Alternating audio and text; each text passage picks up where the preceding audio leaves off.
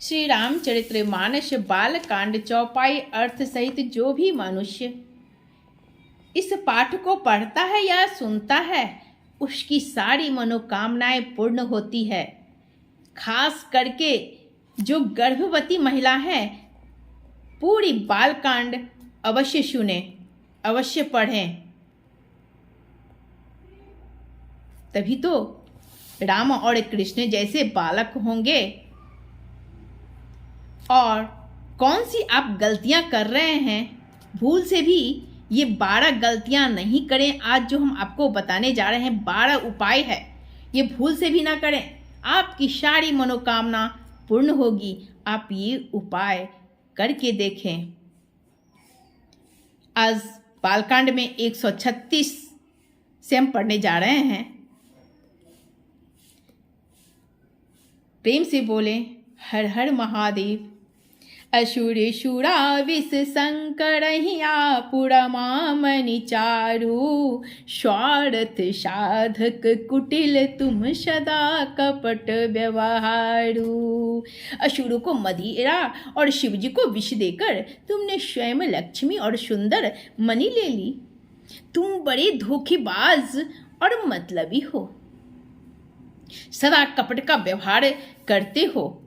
परम स्वतंत्र न सिर पर कोई, भाव ही मन ही करहु तुम सोई। भले ही मंद मंद ही भले करहु, विष में हरस नहीं छहु धरहु। तुम परम स्वतंत्र हो, सिर पर तो कोई है नहीं, इससे जब जो मन को भाता है वही करते हो। भले को बुरा और बुरे को भला कर देते हो, हृदय में हर्ष विषाद कुछ भी नहीं लाते। डह की पड़ी चेहु सब काहू, अति असंक मन सदा उछाहु। करम शुभा शुभ तुम ही न बाधा, अब लगी तुम ही न काहू साधा। सबको ठग ठग कर पड़क गए हो और अत्यंत निडर हो गए हो, इससे मन में सदा उत्साह रहता है। शुभ अशुभ कर्म तुम्हें बाधा नहीं देते। अब तक तुमको किसी ने ठीक नहीं किया था। भले भवन अब बायन दीन्हा, पाबहुगे फल आपने कीन्हा। बंचेहु मोहि जवनी धरि देहा, सोय तनु धरहु श्राप मम एहा। अब कि तुमने अच्छे घर बना दिया है, मेरे जैसे जबरदस्त आदमी से छेड़खानी की है, अतः अपने किए का फल अवश्य पाओगे।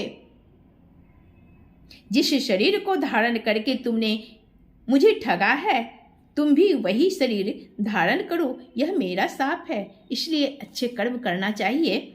कपि आकृति तुम कीन्ही हमारी, करही अहीं किस सहाय तुम्हारी। मम अपकार किन्ह तुम भारी, नारी बिरह तुम होव दुखारी। तुमने हमारा रूप बंदर का बना दिया, इससे बंदर ही तुम्हारी सहायता करेंगे।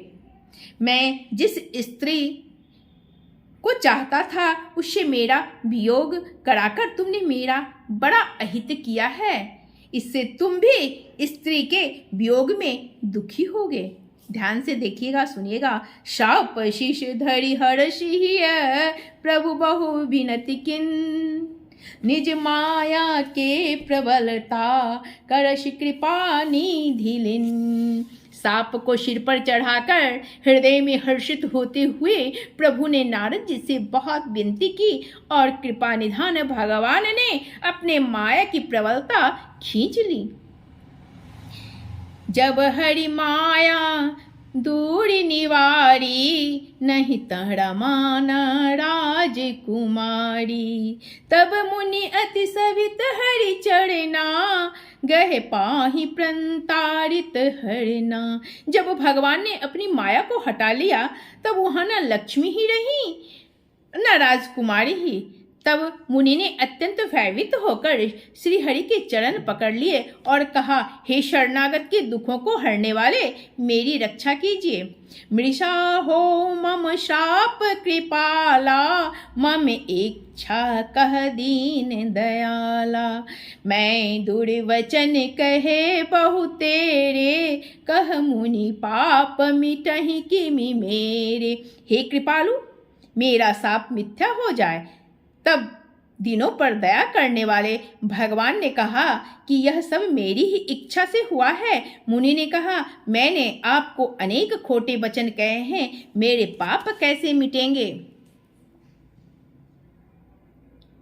जपहु जाए शंकर शतनामा, होई यही हृदय तुरत विश्रामा। को नहीं शिव समान प्रिय मोरे, असी पड़ती तजहु जनि भोरे। भगवान ने कहा, जाकर शंकर जी के शतनाम का जप करो, इससे हृदय में तुरंत शांति होगी। शिव जी के समान मुझे कोई प्रिय नहीं है, इस विश्वास को भूलकर भी ना छोड़ना। जय ही परी कृपा न करहि पुरारी, सो न पाओ मुनि भगति हमारी। अस उर्धरि मही बिचरहु जाई, अब न तुम्हि माया नियराई। हे मुनि पुरारी, शिवजी जिस पर कृपा नहीं करते वह मेरी भक्ति नहीं पाता।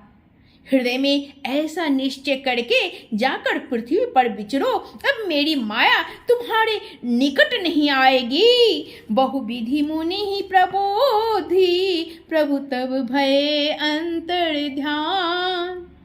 सत्यलोक नारद चले, करत राम गुणगान। बहु प्रकार से मुनि को समझा बुझाकर ढाढ़स देकर तब प्रभु अंतर ध्यान हो गए और नारद जी श्री रामचंद्र जी के गुणों का गान करते हुए सत्यलोक ब्रह्मलोक को चले गए। हरि घन मुनि जात पत देखी, विगत मोह मन हरस विशेषी।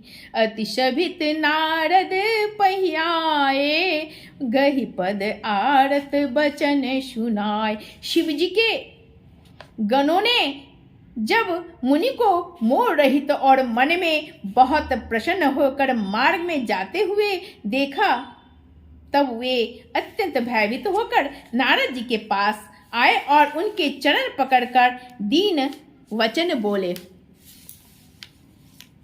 हरे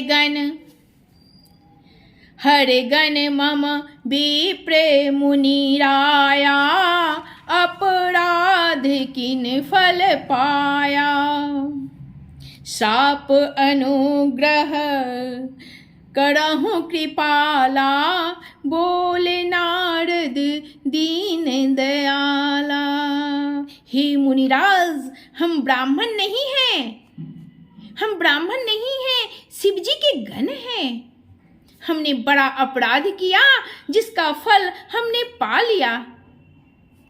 हे कृपालु, अब शाप दूर करने की कृपा कीजिए। दिनों पर दया करने वाले नारद जी ने कहा, निशिचर जाई हो तुम दो, वैभव विपुल तेज बल हो। भूज बल विश्व जीतब तुम जहिया, धरियहि विष्णु मनुज तनु तहिया। तुम दोनों जाकर राक्षस हो, तुम्हें महान ऐश्वर्य तेज और बल की प्राप्ति हो। तुम अपनी भुजाओं के बल से जब सारे विश्व को जीत लोगे, तब भगवान विष्णु मनुष्य का शरीर धारण करेंगे। समर मरण हरि हाथ तुम्हारा, हो यही मुकुत ना पुनि संसारा। चले जुगल मुनि पद शिर नाई, भय निशाचर काल ही पाई। युद्ध में श्री हरि के हाथ से तुम्हारी मृत्यु होगी, जिससे तुम मुक्त हो जाओगे और फिर संसार में जन्म नहीं लोगे। वे दोनों मुनि के चरणों में शीर्ष नवाकर चले और समय पाकर राक्षस हुए। एक कल्प एहि हेतु प्रभु लीन मनुज अवतार, सूर्य रंजन सज्जन सुखद हरिभंजन भूविवार। देवताओं को प्रसन्न करने वाले, सज्जनों को सुख देने वाले और पृथ्वी का भार हरण करने वाले भगवान ने एक कल्प में इसी कारण मनुष्य का अवतार लिया था। एहि विधि जन्म कर्म हरि के रे, सुंदर सुखद विचित्र घनेरे। कल्प कल्प प्रति प्रभु अवतरहि चारु, चरित नाना विधि करहि। इस प्रकार भगवान के अनेकों सुंदर सुखदायक और अलौकिक जन्म और कर्म में प्रत्येक कल्प में जब जब भगवान अवतार लेते हैं और नाना प्रकार की सुंदर लीलाएं करते हैं, तब क्या होता है आइए। तब तब कथा मुनिशन गाई, परम पुनीत प्रबंध बनाई। विविध प्रसंग अनुप बखाने, करहि नव सुनी आचरजु शयान। तब तब मुनीश्वरों ने परम पवित्र काव्य रचना करके उनकी कथाओं का गान किया है और भांति भांति के अनुपम प्रसंगों का वर्णन किया है, जिनको सुनकर समझकर विवेकी लोग आश्चर्य नहीं करते। हरि अनंत हरि कथा अनंता, कहियहि सुनहि बहुविधि सब संता। रामचंद्र के चरित सुहाए, कल्प कोटि लगी जाहिम न गाए। श्री हरि अनंत हैं, श्री हरि अनंत हैं, उनका कोई पार नहीं पा सकता और उनकी कथा भी अनंत है। शब संत लोग उसे बहुत प्रकार से कहते सुनते हैं। श्री रामचंद्र जी के सुंदर चरित्र करोड़ों कल्पों में भी गाए नहीं जा सकते। यह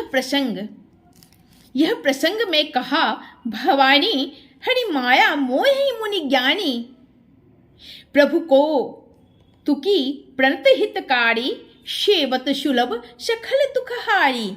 शिव जी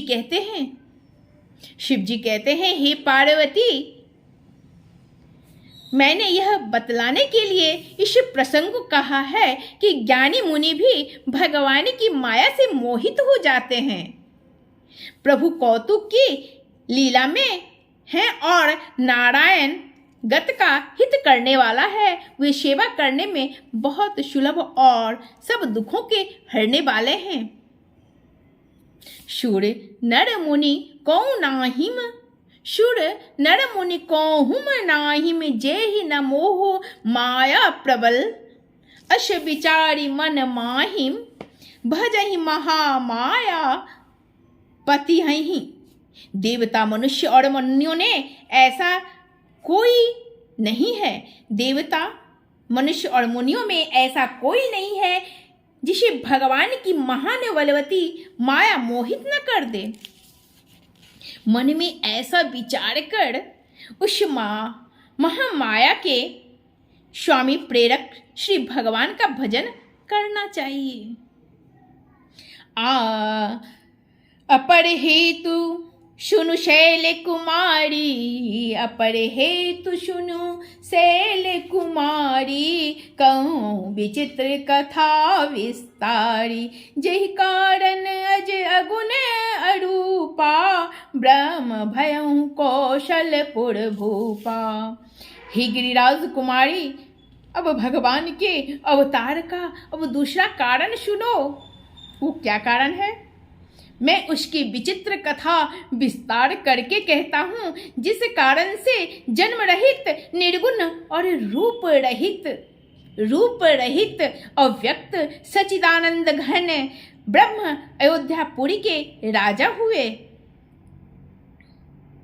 जो प्रभु विपिन फिरत तुम देखा, बंधु समेत धरे मुनि वेसा, जा सुचरित अवलोकि भवानी, सती शरीर रही अहूँ बौरानी। जिन प्रभु श्री रामचंद्र जी को तुमने भाई लक्ष्मण जी के साथ मुनियों का सब वेश धारण किए मन में फिरते देखा था, और हे भवानी, जिनके चरित्र देखकर सती के शरीर में तुम ऐसी बावली हो गई थी कि अजहु न छाया मिटत तुम्हारी, तासु चरित सुनु भ्रम रुजहारी, लीला किन्हीं जो ते ही अवतारा, सो सब कहियहु मति अनुसारा। अब भी तुम्हारे उस बावलेपन की छाया नहीं मिटती, उन्हीं के भ्रम रूपी रोग के हरण करने वाले चरित्र सुनो। उस अवतार में भगवान ने जो जो लीला की वह सब मैं अपनी बुद्धि के अनुसार तुम्हें कहूँगा। वो कौन सी गलती है? आज हम आपको 12 गलतियाँ बताने जा रहे हैं। इस तरह की गलतियाँ भूल से भी नहीं कीजिएगा। पहला, शिव परिवार को तुलसी बिल्कुल भी ना चढ़ाएं। देवी को दुर्वा, जिससे दूब घास बोलते हैं, वो बिल्कुल भी ना चढ़ाएं।